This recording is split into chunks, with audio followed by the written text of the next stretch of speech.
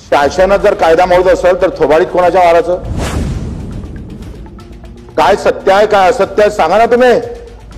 मला राग काय येत नाही? त्याला लाज वाटली पाहिजे ना याची थोडी, लाज वाटली पाहिजे ना याची थोडी. आणि तो सगळ्याची सेवा करतो त्याला फक्त 12,000 त्याचा लाज नाही वाटत. तर ज्यांना लाज वाटायला पाहिजे त्यांना लाज वाटली नाही. अहो बघताय काय नुसतं रागानं विधानसभा गाजवली आहे वाघानं. त्याला पगार कोण कमी आहे? छत्रपती शिवाजी महाराजांना अफजल खान फाडला होता फक्त अन्यायासाठी. तुम्ही अन्याय काय करताय? किमान वेतन कायदा काय म्हणतं का किमान 14,000च्या वरती आपण पगार दिला पाहिजे.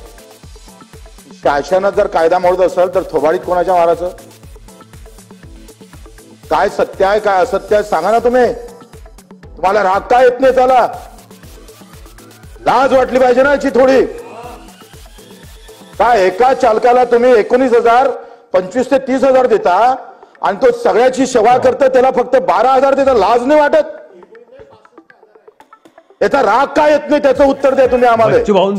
सत्य असं तुमचं मत कमेंट नक्की करा. तर ते जे असत्य आपण वागतोय ते सत्यात परिवर्तन किती दिवसात करणार ते सांगा. कुठच्याही प्रकारचं अनपार्लिमेंटरी भाषा वापरणं चुकीचं ठरेल.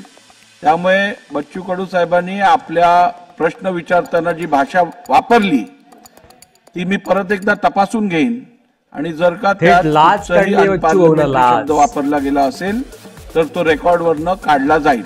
खरं म्हणजे आतापर्यंत पाठीमागच्या काळामध्ये जर बघितलं तर ज्यांना लाज वाटायला पाहिजे त्यांना लाज वाटली नाही.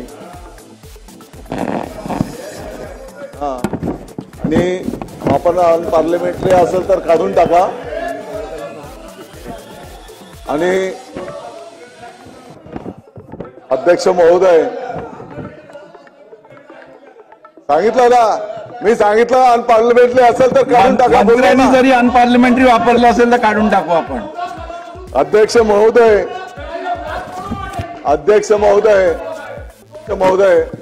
आपल्या सर्वांच्या या एसटी कर्मचाऱ्यांच्या संदर्भामध्ये पॉझिटिव्ह भावना आहेत आणि येणाऱ्या काळामध्ये या कर्मचाऱ्यांच्या कष्टाला त्यांच्या घामाला न्याय कसा मिळेल त्या दृष्टिकोनातून या समितीच्या माध्यमातून जे काही अहवाल येईल. आताच्या घडीला सरासरी वाहक आणि चालकला 38,000 रुपयाचं मानधन दिलं जात आहे आणि 10 तारखेच्या आत त्या ठिकाणी पगार. यापूर्वी सरकारकडे त्यांना याचना करावी लागायची की आमच्या पगाराच्यासाठी काही पैसे द्या, मानधन द्या.